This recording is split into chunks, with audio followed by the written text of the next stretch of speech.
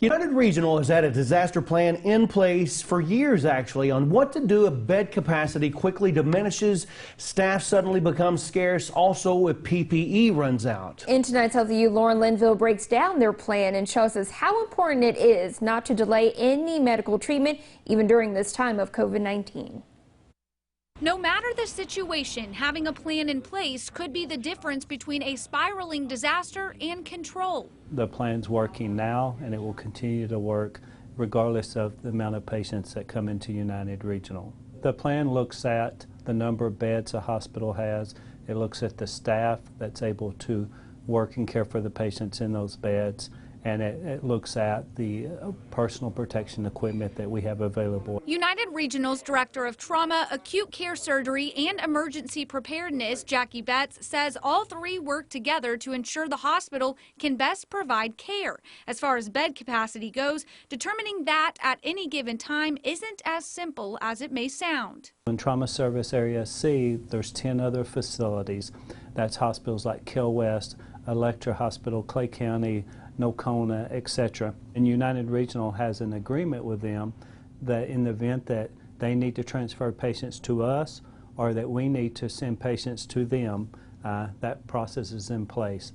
We've actually been doing that for several weeks. This constant movement allows for expanded capacity, which opens up more beds in our facility to treat the more emergent conditions and, of course, the continued influx of COVID patients that we're seeing. Betts says sending patients back and forth happens every hour of the day, making an exact number of open beds hard to share. Another part of the plan, specific floors and units designated for COVID-19 patients and staff. Whether it be in the emergency department or it's inpatient beds, whether it be medical or critical, we keep those patients separated. For that very reason, United Regional President of Medical Staff, Dr. Dawn Peters, wants to remind you it is completely safe to seek care. It could actually be much worse if you don't. That is the reason why we're having some sicker patients now, because people have been delaying care over the summer months, and now they're coming in really sick, and then you're thinking about COVID on top of that. Our hospitals and our clinics right now are the safest place to be. So what happens in the worst case scenario? United Regional staff say that's when they have to look outside our area. When or if we got to the point that we no longer had any inpatient beds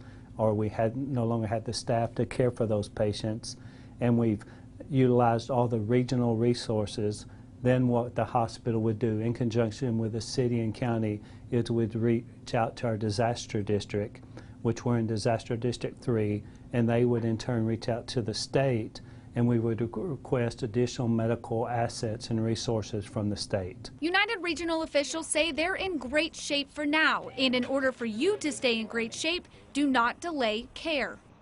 The hospital is taking many precautions to protect patients seeking care. There are screening practices in place, and patients are triaged to determine where the safest place is for them in the hospital.